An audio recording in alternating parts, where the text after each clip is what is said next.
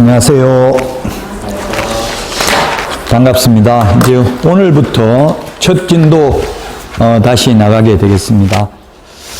처음 혹시 강의 들으시는 분들은 네이버에 제 이름 박용덕 검색해 보시면 나옵니다. 자, 그러면 제 프로필은 참고로 보시면 되겠고요. 저는 지금 국제사이버대 부동산학과에서 강의하고 있고 단국대 정책경영대학원 석사과정에서 강의하고 있습니다. 자, 오늘 공부할 내용을 보도록 하겠습니다. 오늘 공부할 내용은 시험에 3문제 정도 출제됩니다. 용어정의, 중개대상물, 그리고 공인중개사 제도에서 각각 한 문제 시험에 출제됩니다.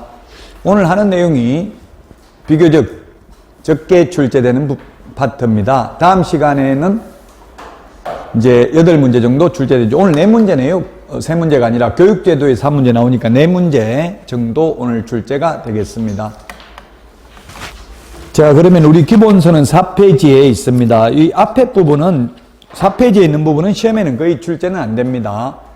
자, 공인중개사 법령의 구성인데요. 공인중개사법이 51개 조문, 시행령이 38개, 시행규칙 29개 조문입니다. 총 118개 조문입니다. 여기에서 40문제가 출제되니까요.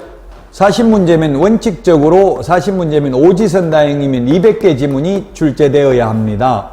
근데 작년에는 보면 176개 지문이 출제됐습니다. 왜냐하면 작년에 시험이 이렇게 박스형 문제로 나왔기 때문에 기역, 니은, 디귿, 다음 중 옳은 것은 1번 기역 뭐 이런 식으로 나와가지고 200개 지문이 나오진 않았습니다. 원칙적으로 200개 지문이 출제되고요. 법률은 포괄적 내용을 규정하고 있고 시행령을 다른 말로는 대통령령이라고도 합니다. 대통령령, 대통령명령의 줄임말이죠. 그 다음에 시행규칙을 각부 장관의 명령, 부령, 우리는 주무부서가 국토교통부니까 국토교통부령이라고도 합니다. 이 대통령령하고 국토교통부령을 법규명령이라고 부르고요. 법규명령. 이 법규명령과 법률을 합해서 법령이라고 합니다. 법령. 이 두 개를 합해서 법령이라고 부른다. 그래서 우리 시험 범위에 공시법령 이렇게 하죠. 공시법령이란 공시법, 시행령, 시행규칙까지 시험에 출제된다는 이야기입니다. 그래서 우리 공인중개사법은 시행규칙까지 알아야 되고요. 뭐 예를 들면 등기법 시행규칙은 법무사 시험에, 지적법 시행규칙은 지적청량기사 시험에 주로 나옵니다. 그러나 공인중개사법은 시행규칙까지도 전부 다 정확하게 알아야 되겠죠. 내용을 전부 시험에 출제될 수 있습니다. 자, 5페이지. 지금 우리 책에 출제된 거는 출제됐다고 옆에 다 적혀져 있습니다. 출제된 거 적혀져 있는 부분만 해도 충분히 80점은 받을 수 있습니다. 자, 우리 공인중개사법은 중개와 관련해서는 일반법이고요. 일반법을 또는 다른 말로는 기본법이라고도 합니다. 지금 요거는 사전 배경 지식을 공부하는 것이지 직접 시험에 출제되지는 거의 않습니다. 일반법 또는 기본법이고요. 민법이나 상법에 비해서는 특별법입니다. 따라서 공인중개사법은 일반법이면서 또한 특별법입니다. 상대적 개념이죠. 그러면 부동산 중개와 관련해서 일반법이면 부동산 중개와 관련해서 특별법이 있다는 이야기죠. 4개의 특별법이 있습니다. 농업협동조합법에 의한 지역농협, 산업집적 활성화 및 공장 설립에 관한 법률에 따른 산업단지 관리기관, 산림조합법에 의한 지역산림조합, 한국자산관리공사법에 의한 한국자산관리공사 이런 게 특별법에 의한 특수법인입니다. 그래서 공인중개와 관련해서는 일반법. 일반법은 누구에게나 보편적으로 적용되는 게 일반법. 특별법은 특별한 사람에 대해서 적용되는 게 특별법입니다. 우리 군형법하고 일반형법 중에서는 군형법이 특별법이기 때문에 군인이 죄를 지으면 헌병대에서 잡아가죠. 경찰서에서 잡아가는 게 아니고 우리 공인중개사법하고 민법이 충돌하는 부분이 있습니다. 그러면 민법보다는 공인중개사법을 먼저 적용한다. 예를 들면 민법에서는 미성년자라도 법정 대리인의 동의를 받으면 단독으로 유효한 법률행위를 할 수 있습니다. 그러나 공인중개사법에서는 미성년자는 절대로 중개사무소에 근무하면 안 됩니다. 공인중개사법을 먼저 적용해야 되겠죠? 그리고 민법에서 쌍방대리는 원칙적으로는 안 되지만 본인이 동의하는 경우에는 예를 들어서 가능합니다. 그러나 공인중개사법에서는 쌍방대리 절대 안 됩니다. 그러면 공인중개사법이 특별법이니까 공인중개사법을 먼저 적용해야 되겠죠. 중간법이라는 건 뭐냐면 공법하고 사법의 중간에 있다는 뜻입니다. 개인과의 관계를 규율하는 법을 사법이라고 합니다. 사법. 이 사법의 가장 대표적인 게 민법이죠. 자, 그 다음에 개인과 국가 등과의 관계를 규율하는 법을 공법이라고 합니다. 공법. 이 공법, 헌법, 형법 이런 게 다 공법입니다. 부동산 공법만 약 350개 정도 되고요. 그 350개 되는 부동산 공법 중에서 우리 시험에 들어가는 부동산 공법은 6개죠. 국토의 계획 및 이용에 관한 법률, 주택법, 건축법, 농지법, 도시개발법, 도시 및 주거환경정비법 이런 것들이 시험에 출제됩니다. 그러면 우리 공인중개사법은 이 공법적 요소와 사법적 요소를 둘 다 가지고 있는 중간에 있는 중간법적 성격을 지니고 있습니다. 우리 공인중개사법도 99%는 공법입니다. 예를 들면 사무소 이전하려면 마음대로 하면 안 되고 시장군수구청장한테 사후 신고해야 된다. 이런 게 공법이죠. 근데 사법적 요소는 중개계약이라는 것만 있습니다. 중개계약. 계약은 해도 되고 안 해도 되고 청약과 승낙의 의사표시가 있어야 되죠. 우리 집 팔아주세요. 예, 팔아드리겠습니다. 이런 중개계약만 사법적 요소고 나머지는 다 공법적 요소다. 그래서 공법하고 사법하고 중간에 있다고 해서 중간법, 서로 공법, 사법이 혼합되어 있다고 해서 혼합법이라고도 합니다. 또는 사회법이라고도 하고요. 그리고 대한민국 영토 내에서만 적용되니까 국내법입니다. 예를 들면 우리나라에서 자격을 취득하지 않고 무등록자가 외국에서 중개업을 하다가 적발되어도 우리나라 공인중개사법 위반은 아닙니다. 그 국가의 법률에 저촉될 수는 물론 있겠죠. 자, 7페이지. 여기까지는 시험에 나온 적은 없고요. 7페이지 목적이라고 되어 있는데요. 7페이지 목적에도 지금 시험에 출제됐다는 말은 없는데 이건 20회, 21회 때 출제되고 지금 13년째 출제되지 않았습니다. 암기 프린트는 1번에 있고요. 오늘 내드린 문제 1번에도 문제는 출제는 해놨습니다. 그러나 이건 몰라도 80점 받는 데는 지장이 없는 문제입니다. 최근 10년간 안 나왔던 부분은 크게 신경을 쓰시지 않아도 됩니다. 이게 논리적으로 보면 모순입니다. 조금 이따 용어 정의를 하겠지만 공인중개사란 단순히 자격을 취득한 자입니다. 저도 공인중개사입니다. 자격 취득했기 때문에. 그러나 저는 지금 취직도 안 하고 개업도 안 했기 때문에 중개업 할 수 없습니다. 그래서 이걸 논리적으로 보면 공인중개사가 아니라 개업 공인중개사 등이라고 하는 게 타당합니다. 제가 볼 때는. 근데 이 법을 만든 사람도 지금 공인중개사, 개업 공개사, 소속 공개사 이런 걸 헷갈려 하는 거예요, 지금. 그래서 그냥 공인중개사의 업무 등에 관한 사항을 정하여 그 전문성을 제고합니다. 시험에 공신력을 제고한다. X. 공신력 제고 이런 말은 많이 들어봤잖아요. 공신력 제고 아니고요. 전문성 제고고 부동산 중개업을 건전하게 육성합니다. 그래서 중개 업무를 육성한다. X. 중개업자를 육성한다. X. 이렇게 출제됐습니다. 중개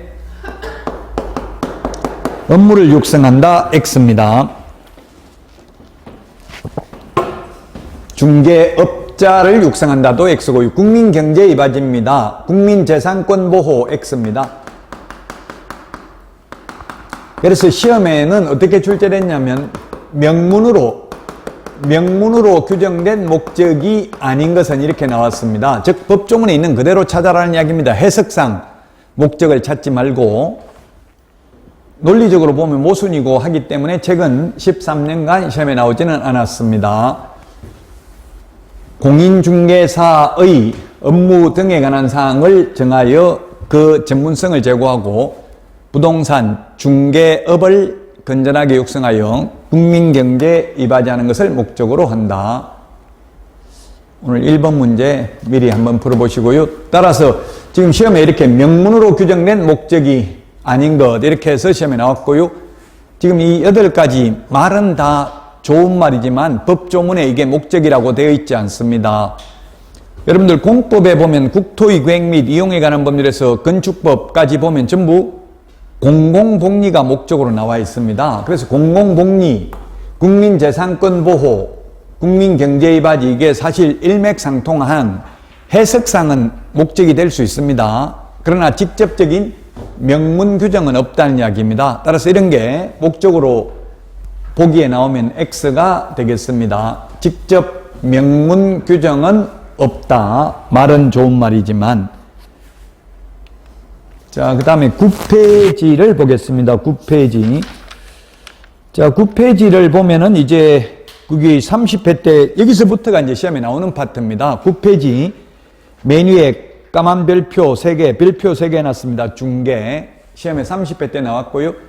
이렇게 우리 책에 이런 식으로 체크되어 있는 것만 보시면 되겠습니다. 중계라는 게 중요하고 어렵습니다. 용의 정의라는 것은 이 법에서만 사용한다는 뜻입니다. 국어사전적 의미가 아닙니다. 국어사전적으로는 보면 중계란, 중계, 네이버에 검색을 하면 중계란 제3자로서 당사자 사이에 서서 일을 주선하는 것 이렇게 되어 있습니다. 중, 가운데 중자, 사람인이 있고요. 끼일 깨자, 사람인 있죠. 사람 사이에 끼어서 소개하는 게 중계입니다. 사전적 의미로 중계는 아무 물건이나 소개하면 중계라고요. 심지어 사람을 소개하는 것도 중매도 넓은 의미로 보면 중계입니다. 그러나 우리 공인중개사법에서 중계란 반드시 중개대상물을 알선해야 됩니다. 예를 들면 용어정의가 중요한 게 공법에서도 용어정의가 중요한데 공법에서 보면 건축법에 보면 도로는 보행과 차량 통행이 가능한 너비 4m 이상을 도로라고 하죠. 이 공법 시험에 옛날에 나온 적이 있는데 그럼 만약 가령 2m 도로가 있으면 여기에 대지가 있으면 도로는 4m 이상이라고 되어 있고요. 그 다음에 건축법에 대지는 도로에 2m 이상 접해야 된다 이렇게 되어 있습니다. 도로에 2m 이상 접해야 된다면 이 도로에 이미 여기서부터 여기까지가 2m는 돼야 된다는 이야기죠. 왜냐하면 소방차는 들어갈 수 있어야 되니까 불나면 소방차는 진입할 수 있어야 되겠죠. 이렇게 되어 있습니다. 따라서 만약 2m 도로가 있다면 어떻게 해야 됩니까? 이게 집을 지으려면은 몇 미터 후퇴해야 돼요? 1m 후퇴해야 됩니까? 2m 후퇴해야 됩니까? 이게 시험에 출제되는데 답은 1m 후퇴하면 되죠. 도로 중심선으로부터 각각 2m씩 만들어줘야 되니까 여기서부터 2m, 여기서부터 2m 해가지고 합계 4m를 만들어줘야 되니까요. 단 이쪽에 철길이라든지 하천 등이 있어서 후퇴할 수 없는 경우에는 이쪽으로 한쪽으로 2m를 후퇴해야 되겠죠? 도로를 4m 만들어줘야 되니까요. 공법 시험에 이런 게 출제된 적이 있습니다. 공법에도 그래서 용어정의가 중요하죠. 도로. 이런 게 중요한데요. 그 도로가 도로교통법상 도로, 도로법상 도로, 건축법상 도로가 각각 다르다는 이야기입니다. 법마다 쓰는 용어가 다르다. 그래서 우리 공인중개사법상 중개는 반드시 중개 대상물을 알선해야 된다. 중개 대상물. 반드시 중개 대상물을 알선해야 됩니다. 중개상물 조금 있다 하겠지만 토지, 건축물, 임목, 공장재단, 광업재단이 중개 대상물입니다. 그래서 대표적으로 권리금은 중개 대상물이 아닙니다. 시험에도 출제됐고 판례가 있는데 권리금은 중개 대상물이 아닙니다. 그래서 만약 권리금을 알선하고 받는 돈은 중개가 아니고 중개 대상물이 아니기 때문에 중개보수 규정을 적용하지 않습니다. 따라서 권리금은 개업공개사가 아닌 사람이 알선하고 돈을 받아도 되고요. 개업공개사가 돈을 받아도 되는데 보통 통상 권리금 알선하면 10% 정도 수수료 받습니다. 10% 받아도 공인중개사법 위반이 아니라고요. 만약 이게 중개대상물이라면 중개보수는 최대 0.9%를 초과할 수 없죠. 중개보수가 아니기 때문에 많이 받아도 상관없다. 중개보수가 아니다. 중개가 아니니까. 그리고 거래 당사자 간에 알선해야 됩니다. 거래 당사자가 아니라 이런 판례가 있는데요. 남의 자격증을 빌려서 중개업을 하는 자가 손님이 와서 방을 구하려고 하니까 내가 건물주다. 내 건물에 들어와라. 이렇게 해가지고 계약을 했는데 실제 건물주가 아니었습니다. 그래서 보증금 떼묻고 안 돌려준 사건에 대해서 손님이 의뢰인이 협회 공제금을 청구했다고 보험금을 보험금 지급 대상이 아니라는 게 판례입니다. 왜냐하면 중개가 아니다, 이거는. 중개는 거래 당사자 간에 알선해야 되는데, 거래 당사자 간에 알선하는 게 아니라 본인이 직접 계약 당사자로 참여하는 것은 중개가 아니다. 중개가 아닌 것을 하고 사고 난 건 중개사고가 아니므로 보험금 지급 대상이 아니다. 그래서 만약에 권리금을 알선하다가 사고를 입혔다 하더라도 보험금 못 받습니다. 권리금은 중개상물 아니기 때문에 사고가 났다 하더라도 매매, 교환, 임대차뿐만 아니라 그 밖의 권리의 득실 변경에 관한 행위를 알선하는 게 중개이다. 아무거나 알선하면 안 되고 반드시 권리금을 중개대상물을 알선해야 된다. 자, 그러면 그 밖의 권리에는 이게 공인중개사법이 어려운 게 바로 이 부분입니다. 우리 공인중개사법은 아까 법령, 시행령, 시행규칙 다 합해봐야 118개 조문밖에 안 된다고 했습니다. 공법을 정확하게 세보진 않았지만 공법 조문수의 10분의 1도 안 됩니다. 근데 공법은 이런 거는 없습니다. 공법 같은 경우는 그 밖의 권리는 대통령령으로 정한다 또는 국토교통부령으로 정한다 해서 다 열거가 되어 있습니다. 공법이 어려운 거는 열거되어 있는 걸 다 암기하기는 어렵기 때문에 어렵죠. 범위를 어디까지 공부해야 되는지 이게 힘들어요. 그러나 논란의 여지는 없습니다. 근데 민법이나 지금 공인중개사법, 이 사법적 요소가 있는 이런 것들은 논란의 여지가 있다고. 이게 해석, 그 밖의 권리가 뭔지 대통령령에도 국토교통부령에도 없다고요. 단지 해석상의 문제가 되겠습니다. 그래서 그 밖의 권리, 소유권, 지상권, 지역권, 전세권 등이 있는데, 자, 민법에서 그러면 이게 다 민법에 쓰는 용어인데 전부 민법에서 만약에 전세권하고 저당권하고 두 개 물권법이 14문제 시험에 나오죠?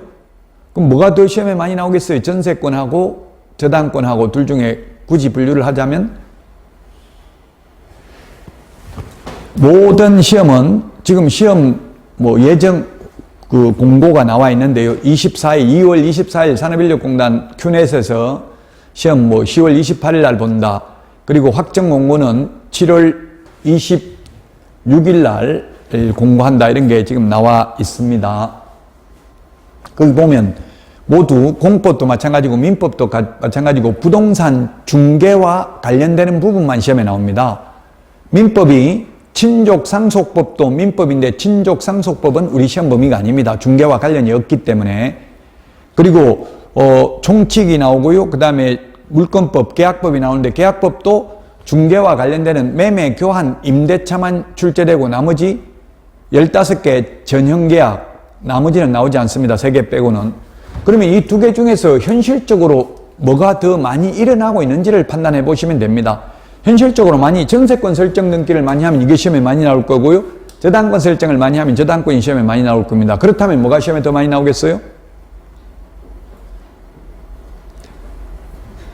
저당권이 많이 나옵니다. 저당권이 한 3문제 정도 나오는 걸로 알고 있어요. 제가 중개업을 해봤지만 전세권 설정 등기 한 번도 못 해봤습니다. 보통 세입자들이 전세권 설정 등기 요구하는 경우 있어요. 그래서 주인 설득해가지고 그래 동의해주니까 막상 동의해주니까 또 안 하더라고. 왜냐면 전세권 설정 등기 하려면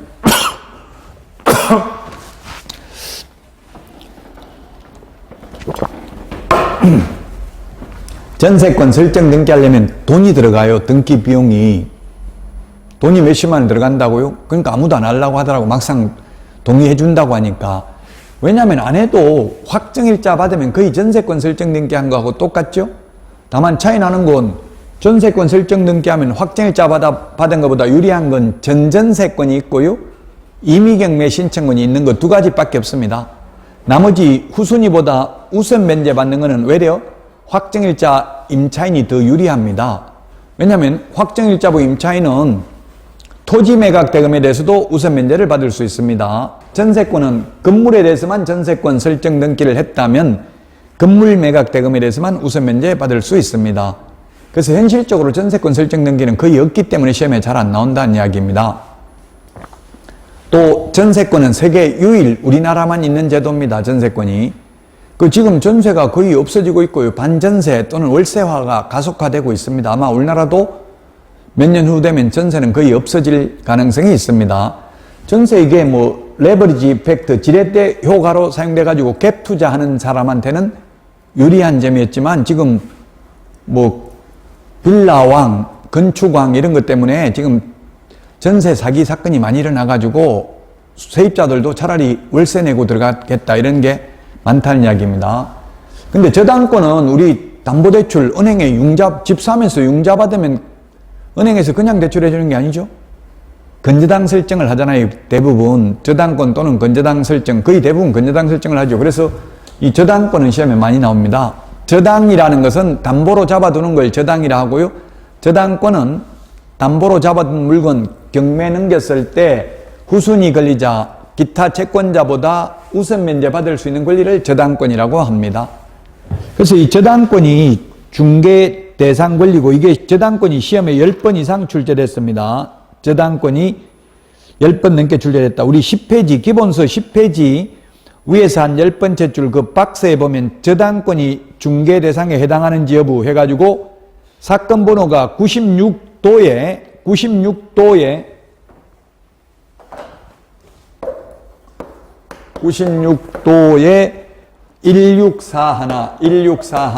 이렇게 되어 있는데, 사건 번호가 이걸 검색하려면 종합법률정보, 대법원 종합법률정보에 들어가서 이 사건 번호를 치면은 판결문 전문을 볼 수 있습니다. 판례는 대법원 종합법률정보 들어가야 되고요. 법조문 확인하려면 법제처 국가법령정보 네이버나 다음에 치면 되겠고요. 국가법령정보, 이거는 휴대폰 어플리케이션도 있으니까 앱스토어나 플레이스토어에서 다운받아서 꼭 확인을 해보시면 되겠습니다. 물론 국가법령정보 여기에서도 이 판례를 확인할 수 있습니다. 자, 근데 사건 번호가 도라고 되어 있는데요. 시험에 직접 뭐 도가 무슨 뜻인지 나오진 않겠지만 가나다가 있고 고노도가 있는데, 가나다는 민사사건 판례고요. 고노도는 형사사건 판례입니다. 요게 1심 판결, 고등법원, 대법원 판례입니다. 그래서 사건 번호가 도라는 것은 대법원 형사사건 판례입니다. 그럼 이게 무슨 형사사건이냐 하면은 옛날에 유력 정치인들이 제1금융권에 수백억의 대출을 알선하고 대출 커미션을 수억을 받아먹은 사건에 있어서 검사가 처벌하려고 보니까 마땅하게 처벌할 규정이 없다 보니까 이걸 무등록 중개업자로 처벌한다는 형사사건 판례입니다. 즉 중개대상 권리니까 중개대상 권리, 중개를 업으로 하는 것은 개업공개사만이 할 수 있는데 무등록 중개업자가 이 중개를 업으로 했으므로 3년 이하의 징역이나 3천만 원 이하의 벌금에 처한다는 판례라고요, 이게. 그래서 개업공개사는 대출 커미션을 받아 먹어도 됩니다. 현업에 나가면 매도인을 많이 하는 것, 매수인을 많이 하는 것, 물론 둘 다 많이 알고 있으면 돈 많이 벌겠지만 둘 중에 하나만 많이 알고 있어야 된다면 누구를 많이 알고 있는 게 돈 많이 벌어요? 매수인, 매도인 중에서. 매수인은 왜냐면 살 때 은행 융자를 받으면 그 대출할 사람은 대출 커미션을 0.3% 저는 받았어요. 요즘은 조금 더 내렸다고도 이야기하더라고요. 그건 뭐 은행에 따라 다르니까. 그럼 1억 대출할 사람은 30만 원 커미션을 받았다고요? 그게 중개보수라고. 왜냐하면 저당권 설정 알선 대가기 때문에, 알선을 소개한 대가기 때문에 중개보수니까 받아도 된다고요? 그러나 무등록 중개업자가 받으면은 무등록 중개업자로 처벌받는다는 판례입니다. 아마 여러분들이 현업에 가서 중개업을 하다 보면 은행에 대출 상담사들이 10명 이상 방문을 합니다. 그러면 찌라시 뭐 그 금리 받겠다 이런 거 매일 돌리고 간다고요? 그리고 그 은행 통장을 만들어라고 그래요. 그래서 대출이 실행되면 그 다음날 오전 9시에 본사에서 입금이 됩니다. 0.3%. 개업공개사는 받아도 돼. 이게 왜냐면 중개대상 권리고, 중개대상 권리니까 이걸 업으로 하면 중개업이라고요. 개업공개사는 받아도 되지만 무등록 중개업자는 이거 대출 커미션 받으면 안 된다. 그래서 우리 10페이지 기본서에는 판례 박스에 1번에 있고요. 이게 시험에 10번 넘게 나왔다. 저당권이. 자, 그 다음에 환매권이 있는데, 환매권은 민법에 있는 내용이죠. 민법. 만약에 가령 갑과 을이 있으면 갑이 을에게서 돈을 1억을 빌렸으면 1억을 빌리려면은 갑은 담보로 제공을 해야 될 겁니다. 담보 제공을 위해서 소유권을 넘겼습니다. 등기를 넘겨줬다고 1억짜리 부동산을 등기를 넘겨줬고요. 그 다음에 갑이 다시 빌린 돈 1억을 갚으면 되갚으면 어른 다른 데 팔면 안 되고 반드시 누구한테 다시 되팔아야 된다? 갑에게 되팔기로 약속하는 걸 환매특약이라고 합니다. 환매. 다시 살 수 있는 권리가 환매죠. 환매특약은 5년 범위 내에서만 가능합니다. 이런 민법에서도 환매가 있고요. 공법에도 환매가 있습니다. 공법은 공익사업을 위한 토지 취득 및 보상에 관한 법률에 보면 환매권이 있는데 그게 뭐냐면 예를 들면 지금 노무현 정부 때 금단 신도시가 금단 1신도시, 2신도시가 예정돼 가지고 수용을 다 했습니다. 이미. 근데 개발 계획이 취소돼 가지고 2신도시는 개발하지 않기로 했습니다. 그럼 수용됐던 땅을 어떻게 해야 되냐면 원래 수용당한 사람이 우선적으로 환매권을 행사할 수 있다고요? 그게 환매권입니다. 그래서 환매권도 중개 대상 권리이기 때문에 이 환매권을 알선하는 것, 업으로 하는 것은 개업공개사만이 할 수 있다는 이야기입니다. 자, 그 다음에 유치권, 법정지상권, 법정저당권 요 세 개 다 민법 용어입니다. 유치권이라는 것은 유치장 할 때 유치하고 한자가 똑같습니다. 유치권이라는 말 뜻은 꽉 잡고 있을 수 있는 권리 뜻입니다. 세탁물을 맡겨놓고 세탁비 안 주면 세탁소 주인은 세탁물 안 내주고 꽉 잡고 있을 수 있다. 시계 수리 맡겼는데 시계 수리비 안 주면 시계방 주인은 시계 안 내주고 잡고 있을 수 있다. 그게 유치권입니다. 집 수리했는데 집 수리비 안 주면 그 집을 꽉 잡고 있을 수 있다. 그게 유치권이죠. 그래서 둔촌 주공아파트, 재건축 아파트, 현대건설, 힐스테이트 등이 유치권 행사했다는 뉴스에 많이 나왔습니다. 그게 뭐냐면 재건축 조합에서 공사비를 6천억 올려주기로 합의를 했어요. 그리고 나서 그만둬버렸다고 조합장이. 뭔가 그 내막이 있을 수 있겠죠.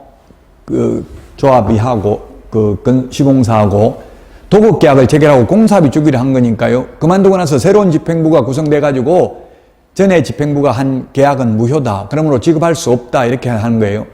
그럼 못 주겠다 하면 그럼 난 공사 안 하겠다 하고 유치권 행사한 거죠. 그래가지고 6천억에다가 오히려 1조 5천억 정도 더 지불하기로 하고 결국 공사를 재개한 걸로 알고 있어요. 이게 유치권입니다. 그래서 유치권의 성립에는 중개 개입 여지가 없습니다. 유치권 성립은 민법에 규정되어 있다고요. 유치권이 성립하는 것은 그 물건에 관하여 생긴 채권이어야 되고요. 변제기가 도래해야 되고 점유하고 있어야 되고 이런 요건을 갖추면 자동으로 성립합니다. 그래서 이 세 개는 성립, 설정 또는 성립이나 설정 이렇게 하죠. 성립 또는 설정에는 중개 개입 여지가 없다. 이전 양도할 때에는 중개상 권리에 해당이 된다. 법정지상권도 마찬가지죠. 법정이라는 말은 뭡니까? 법률의 규정 줄임말입니다. 법률의 규정에 의해서 지상권, 땅 위를 사용할 수 있는 지상권이 설정된 것으로 보기 때문에 성립에는 개입 여지가 없다. 민법 366조가 주로 많이 나오는데요. 토지도 갑의 소유고 건물도 갑의 소유였다가 토지가 임의경매에 의해서 을로 소유권이 바뀌었다 하더라도 당연히 갑은 이 을 토지를 사용할 수 있는 권리가 생깁니다. 법률의 규정에 의해서. 따라서 성립 또는 설정 그 자체는 중개 개입 여지가 없고요. 이 법정 지상권만 양도하거나 또는 건물만 양도할 수도 있다라는 게 민법 판례입니다.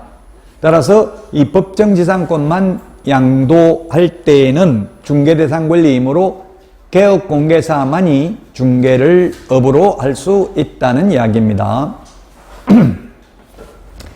법정 저당권도 마찬가지입니다. 저당권을 설정한 것으로 보기 때문에 성립에는 중개 개입 여지가 없고 물권은 양도할 수 있기 때문에 양도할 때에는 중개 대상 권리에 해당된다. 유치권도 그게 10페이지 조금 전에 봤던 기본서 10페이지 그 판례 2번에 보면 유치권이 중개 대상 권리에 해당하는지 여부 이게 11회 때 시험에 그냥 유치권 제가 조금 전에는 성립은 개입 여지가 없고 이전 양도는 개입 여지가 있다 했는데 시험에는 아무 말 없이 그냥 유치권이라고만 나왔어요. 유치권 성립인지 이전인지 말 없이. 그래도 판례는 중개상 권리에 해당된다라고 했습니다. 서울행정법원에서. 그 판례를 보면 유치권도 일신 전속적이 아닌 재산권으로서 비담보 채권과 목적물의 점유를 함께 이전할 경우 그 이전이 가능하며 부동산 유치권이라 하여 달리 볼 것도 아니다. 즉 중개 대상 권리에 해당된다는 이야기입니다. 우리 기본서 10페이지 위에 박스 판례 2번을 읽어봤습니다. 중개가 그래서 어렵고요. 자, 그래서 지난주에 그 강의 교환에는 이게 여러분들 가지고 있는 데는 이거 없는 내용입니다. 추가한 내용이라고 요 파트는. 자, 기출문제를 기출문제가 뭐 제가 찾다 보니까 이 정도 찾았는데요. 더 있습니다. 사실 더 많이 출제됐습니다. 자, 지역권. 아까 지역권, 전세권, 임차권, 소유권, 저당권 다 중개상 권리죠? 그래서 중개상 권리에 해당한다. 맞습니다. 그 다음에 10번 이상 나온 게 저당권, 건저당권, 중개대상 권리다. 따라서 무등록 중개업자는 이런 대출 커미션 받아먹으면 안 되고요. 개업공개사는 받아먹어도 된다. 저당권도 중개대상 권리이다. 자, 그 다음에 중개행위는 법률행위가 용이하게 쉽게 성립할 수 있도록 조력, 도와주고 주선하는 사실행위다. 중개행위는 사실행위고 중개계약은 법률행위입니다. 계약이 법률행위죠. 중개계약은 법률행위고 중개행위는 사실행위다. 민법에서 사실행위, 법률행위 하니까요. 민법에서 보시면 되겠고요. 자, 그 다음에 또 이게 10번 넘게 출제됐습니다. 이게 주관적 이런 말 나오면 무조건 X입니다. 우리 시험 주관식 시험이 아니고 객관식이죠. 그래서 무조건 객관적으로 판단합니다. 주관적으로 판단하는 게 아니고요. 객관적이라는 말은 무슨 말입니까? 이게 객관적이라는 것은 고객이잖아요. 손님 입장에서 의뢰인 입장에서 중개행위에 해당되는지 여부를 판단한다는 이야기입니다. 주관적이라는 말은 주인 입장에서 주인이 개업공개사입니다. 여기서는 개업공개사 입장에서 중개행위를 판단하는 게 아니다. 이게 뭐냐면 대표적인 판례가 실장이 있었는데요. 소속공개사 보조원 실장이 있었는데 계약금 중도금 떼먹고 도망가 버렸어요. 출근 안 하고. 그럼 사장이 책임져야 되는지 여부. 만약에 직원이 나이트클럽에 가서 부킹하다가 싸움을 해가지고 손해 입혔으면 사장 책임질 필요 없죠? 중개행위 아니기 때문에. 그럼 과연 계약금 중도금 떼먹은 게 중개행위냐? 보험금 달라고 하니까 개업공개사는 뭐라고 하냐면은 자식도 내 맘대로 못하는데 내가 직원한테 돈 떼먹으라고 시켰냐? 왜 내가 책임져야 되냐? 이렇게 말하니까 판사가 그거는 네 주관적 생각이고 손님 입장에서 판단해야 된다. 손님이 돈을 맡긴 거는 그 직원하고 평소 알아서 맡긴 게 아니라 중개사무소 보고 맡긴 거다. 그래서 중개행위로 책임져야 된다.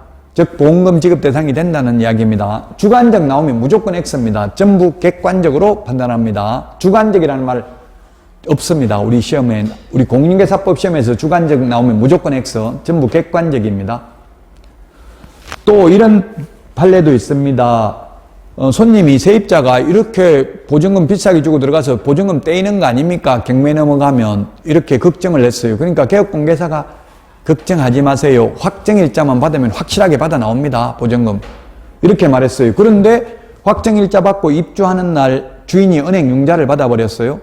그래서 경매 넘어가니까 그 은행의 저당권이 우선하죠. 저당권은 당일이고 대항력은 그 다음 날이니까. 그래서 배당금을 못 받은 사안에 대해서 보증금을 못 받은 사안에 대해서 개업공개사는 손해배상을 해야 된다. 중개행위이므로.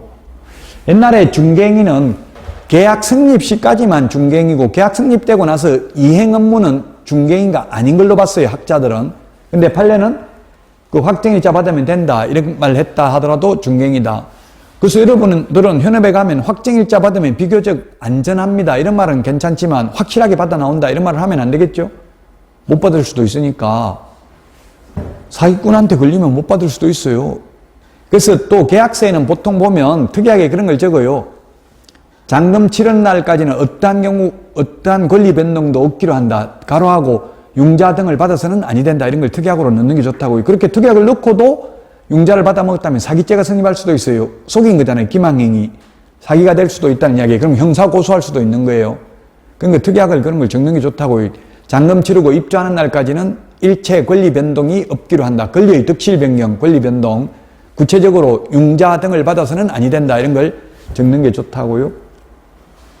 자, 그 다음에 중개행위는 개업 공인중개사가 거래 쌍방당사자로부터 의뢰받아 중개하는 경우뿐만 아니라 일방당사자의 의뢰에 의하여 중개하는 경우도 포함된다. 자, 이게 무슨 말이냐 하면은 판례인데요. 정보망을 통해서 공동중개를 하는 경우입니다. 공동중개를 하면 A 개업공개사가 있고 가령 B 개업공인중개사가 있습니다. 매도 의뢰인은 A 개업공개사한테 팔아달라 했고요. 그 다음에 매수 의뢰인이 B 개업공개사에게 사달라고 했습니다. 그러면 확인 설명을 해야 되죠. 취득 의뢰인한테 확인 설명을 해야 됩니다. 확인 설명을 잘못하거나 안 해가지고 손해가 발생했습니다. 손해가 발생했으면 이 손해를 누가 배상해야 되냐? A 개업공개사는 매수 의뢰인한테 의뢰받은 적은 없어요. 여기 B 개업공개사한테 의뢰를 했습니다. 이 경우 B만 손해배상 책임이 있다. A, B 두 개업공개사 모두 손해배상 책임이 있다. 답이? 모두 다 있다는 이야기입니다. 즉 이게 뭐 쌍방당사자 단독 중개를 하면 양쪽 다 의뢰받았겠지만 이거는 일방으로부터만 의뢰받은 거잖아요. 한쪽으로부터만. 일방으로부터 의뢰받은 경우에도 중개에 해당된다. 중개에 해당되니까 중개사고니까 손해배상 다 해야 된다. 그래서 이런 케이스인 경우에는 확인설명서나 계약서의 도장을 혼자만 찍는 게 아니라 이 A, B 둘 다 서명 날인하잖아요. 서명 날인한다는 건 둘 다 책임지겠다는 이야기예요. 그 손해 발생하면 개업공개사 둘 다 책임 있습니다. 공동중개하면 일방으로부터 의뢰받은 경우도 중개에 해당된다. 중개에 해당되는 경우 중개행위만 손해배상, 즉 보험금 지급 대상이 된다. 중개행위가 아니면 손해배상 책임 없습니다. 공인중개사법상은 민법상 불법행위로 인한 손해배상 책임은 있을지언정, 그럼 민법상 책임은 있지만 공인중개사법상 책임이 없다는 말은 뭐냐면 보험금 지급 대상은 아니라는 이야기입니다. 공인중개사법상 책임이 있는 거는 보험, 공제 가입한 거 받을 수 있죠. 중개행위 아니면 그 보험금은 받을 수 없고 그냥 개인적으로 개인재산 압류해서 받아낼 수는 있을 것입니다. 자, 그 다음에 중개업입니다. 12페이지. 중개업은 중개를 직업으로 하는 것이 중개업입니다. 중개를 직업으로 하는 것. 여러분들은 자격을 취득하는 이유가 중개하려고 자격 취득합니까? 중개업을 하려고 자격 취득합니까?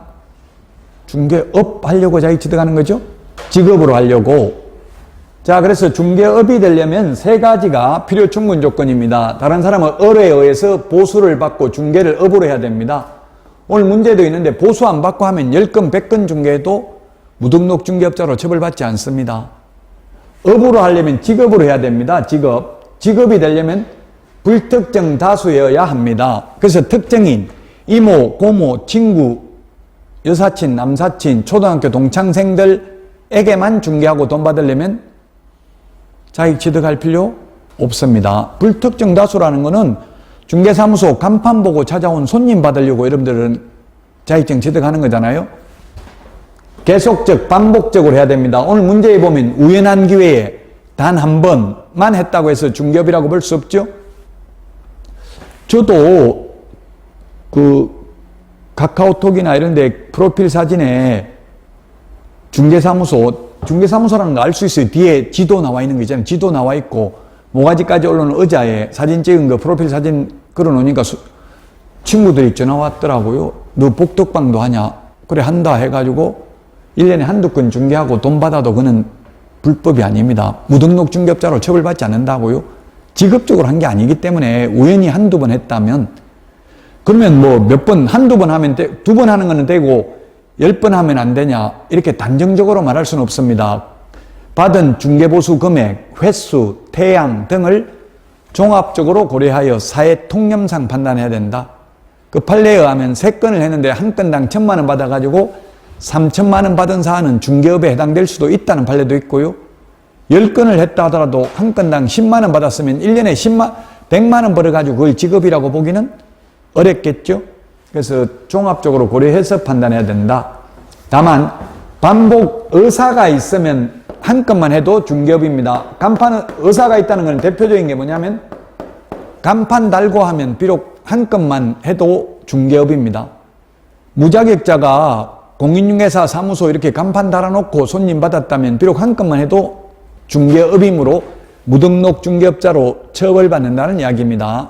간판 안 달고 하면 한두 건 해도 처벌받지 않습니다. 중개를 직업으로 하는 게 중개업이다. 중개는 아무나 할 수 있고 중개업은 개업 공인중개사만 할 수 있습니다. 자, 문제입니다. 보수 유무와 관계없이 중개업이다. X입니다. 의뢰, 보수, 업 세 가지가 들어가야 중개업입니다. 2번도 이거 두 번째 것도 틀렸죠. 중개업이란 다른 사람의 의뢰에 의해서 일정한 보수를 받고 중개를 업으로 하는 게 중개업이다. 이거는 중개에 대한 내용이죠.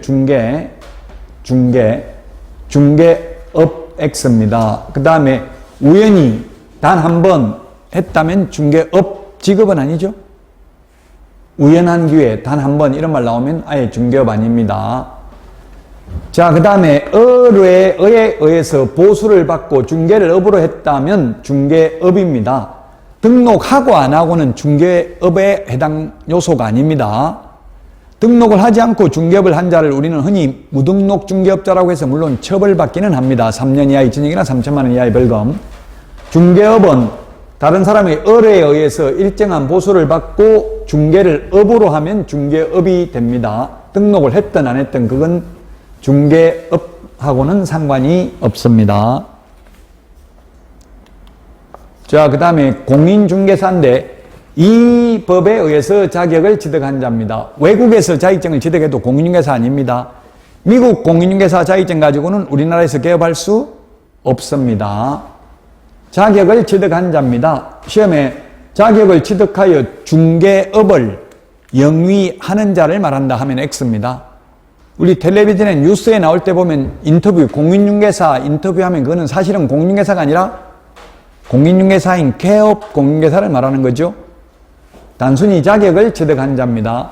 그래서 자격을 취득하면 공인중개사고요. 자격을 취득하고 개업을 하면 등록을 하면 개업공개사, 취직을 하면 소속공인중개사가 되겠습니다. 자격증을 취득해서. 자, 미성년자는 자격 취득할 수 없다. X 있다. 미성년자도 시험은 볼 수 있다. 다만 취직하거나 개업은 할 수 없다. 그 다음에 공인중개사는 외국에서 자격을 취득해도 포함되지 않습니다. 외국 사람이 우리나라에서 자격 취득하면 공인중개사입니다. 우리 흔히 조선족이라고 하는 분은 한국 사람입니까? 중국 사람입니까? 한국계 중국인이죠. 그 중국 분들 자격 취득한 분 많고요. 제 강의 들어가지고 베트남 분도 자격 취득한 분 있어요.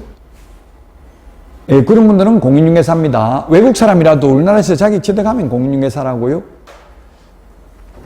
외국인은 공인중개사 될 수 없다. X입니다. 외국인도 합격하면 공인중개사 됩니다. 될 수 있습니다. 외국인도 직원으로 취직할 수도 있죠. 자격증 땄으면 개업할 수도 있습니다. 외국인이라도. 단 우리나라 사람이 외국에서 자격을 취득해도 개업 못합니다. 자, 그 다음에 개업 공인중개사는 옛날에는 개업 공개사를 중개업자라고 불렀습니다. 중개업자. 업자라는 말이 왠지 폭리를 취하는 사람, 나쁜 이미지죠. 사채업자, 정부사례업자. 그래서 개업 공개사로 바꿨는데도요, 지금 현업에 있는 분들 지금도 중개업자 이렇게 씁니다. 스스로 비하하고 있어요. 여러분들은 좀 현업에 나가면 개업 공개사로 사용하시기 바랍니다. 줄여서 개공이라고 하겠습니다. 앞으로 개공, 줄여서 개공, 개업 공개사입니다. 등록을 한 자입니다. 등록을 한 자. 따라서 오늘 문제에 있는데 보면 등록을 한 공인중개사를 말한다 하면 X입니다. 즉 부칙개공은 자격증 없어요. 옛날 복덕방 하다가 지금도 하고 있는 분은 자격증 없거든요. 그래서 자격을 취득하여 등록한 자 X라고요. 자격증 없이 등록한 것으로 보는 자도 있다. 옛날 복덕방 하던 분들. 법인은 회사입니다. 무슨 중개 주식회사 이런 게 있고요. 이제 여러분들처럼 일반적으로 99%는 자격을 취득해서 등록을 한 공인중개사인 개업 공인중개사가 있다. 이 부칙개공이라고 앞으로 할 텐데, 부칙개공은 정식 명칭은 법 7638호 부칙 제6조 2항의 규정에 의해서 등록을 한 것으로 보는 자라고 되어 있는데요. 옛날엔 중개인이라고 불렀는데 2006년부터 부칙개공으로 바뀌었고요. 부칙은 우리가 보면 총칙이 있고요. 총체적 규칙, 본문이 있고 보충적 규칙, 보칙이 있고 부칙이 있는데, 부칙은 시험에 거의 안 나옵니다. 부칙개공은. 자, 그 다음에 다른 법률의 규정에 의해서 중개업을 할 수 있는 법인을 우리는 이른바 특수법인이라고 합니다. 우리 암기 프린터 3번 맨 위에 보면은 이러한 특수법인은 등록 기준을 적용하지 않고 분사무소 책임자가 공인중개사이어야 한다는 규정을 적용하지 않습니다. 그러면 특수법인은 한마디로 말하면 자격증 없어도 중개업할 수 있다는 이야기입니다. 여러분들은 자격증 취득하지 않고는 개업할 수 있는 방법 없죠? 이 지역농협 만들 수도 없으니까요. 이런 걸 특수법인이라고 하는데, 특수법인도 원칙적으로 등록해야 됩니다. 다만 이 특별법에 공인중개사법 제9조를 배제한다는 규정이 있는 경우에는 등록 안 합니다. 그래서 한국자산관리공사만 등록합니다. 다 자격증 없어도 가능합니다. 중개업할 수 있습니다. 특수법인에 대해서도 시험에는 거의 안 나오고요. 다만 특수법인 등록 기준 적용하지 않는다. 분사무소 책임자가 공인중개사일 필요는 없다. 이것만 주의하시면 되겠습니다. 자, 그래서 개업공개사는 이 법에 의해서 등록을 한 자를 말한다. 자, 그 다음에 요거는 등록을 한 공인중개사를 말한다. X라고 했죠. 부칙개공은 공인중개사 자격증 없죠? 그냥 등록을 한 자를 말합니다. 공인중개사를 말한다. X가 되겠습니다. 자, 그 다음에 소속 공인중개사는 자격증 따가지고 취직한 사람입니다. 개업공개사에 소속된 공인중개사로서 중개 업무를 하거나 또는 개업공개사의 중개 업무를 보조하는 자를 소속공인중개사라고 하는데, 개업공개사인 법인의 사원 임원으로서 공인중개사인 자를 포함합니다. 포함. 즉 상무이사, 전무이사라도 자격증 따가지고 상무이사, 전무이사 됐으면 소속공인중개사고요.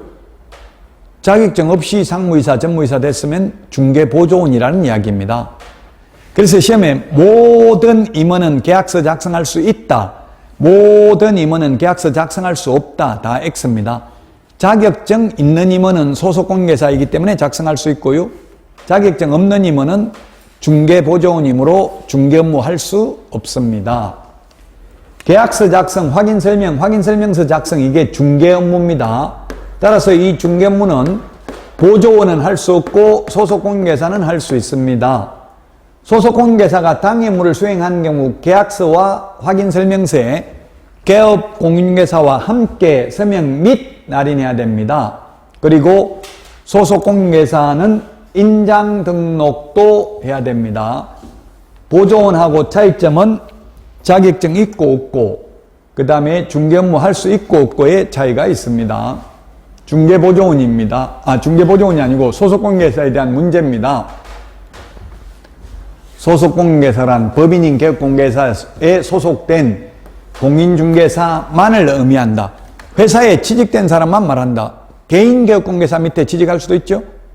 만자 때문에 X입니다. 기출문제입니다. 그 다음에 개업공개사인 법인의 사원으로서 중개업무를 수행하는 공인중개사는 소속공인중개사가 아니다. X. 법인의 임원 또는 사원으로서 공인중개사인 자도 포함한다고 했습니다. 소속공인중개사에.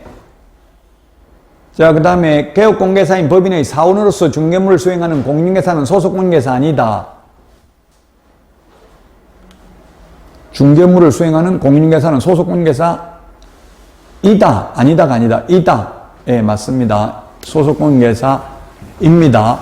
상무이사든 전무이사든 자격증이 있으면 소속공인중개사하고 자격증 없으면 중개보조원에 해당되겠습니다. 자, 보조원은 공인중개사가 아닌 자로서 개업공개사에 소속되어 현장 안내 및 일반 서무 등 단순한 업무를 보조하는 자를 말합니다. 소속공인중개사와 차이점은 자격증 있고 없고, 중개 업무 할 수 있고 없고가 차이고요. 보조할 수 있는 점은 똑같습니다. 둘 다. 소속공인중개사나 중개보조원이나 고용관계 종료신고해야 됩니다. 고용신고는 업무 개시 전에, 고용관계 종료신고는 사후 10일 이내에 해야 됩니다. 확인설명서, 확인설명, 계약서 작성을 보조원은 할 수 없습니다. 소속공인중개사는 할 수 있습니다. 중개 업무이기 때문에 중개보조원은 중개 업무는 못한다. 그래서 만약에 시험에 나오면 손님 데리고 현장 안내는 가능한데요. 현장 안내를 하면서 손님이 도배는 깨끗합니까? 은행 융자는 얼마 있습니까? 이런 거 물으면 시험에 나오면 저는 중개보조원이기 때문에 절대로 설명할 수 없습니다. 이렇게 해야 돼요. 시험에 나오면. 근데 만약 현업에 가서 그러면 손님이 재수없다고 그러면 보러 안 간다고 그냥 가버려요. 그 실제하고 현업하고 시험에 나오는 게 다르다는 이야기입니다. 현업에 나가면 약간 융통성을 좀 발휘해야 됩니다. 너무 법대로만 하려고 하면 돈을 못 벌고, 그렇다고 대충대충 하면 중개사고가 나요. 그러니까 법을 지키려는 마인드는 가지고 있어야 됩니다. 자, 보조원, 계약서 작성은 안 됩니다. 중개 업무는 못 하고요. 그 다음에 확인 설명 하면 안 됩니다. 의무 없고 아예 하면 안 됩니다. 확인 설명. 확인 설명 의무 있다. X. 중개 업무는 못 한다. 계약서 작성, 확인 설명, 확인 설명서 작성은 소속 공인중개사는 할 수 있지만 중개 보조원은 할 수 없습니다. 자, 여기까지 하고 쉬었다가 중개 대상물부터 보도록 하겠습니다.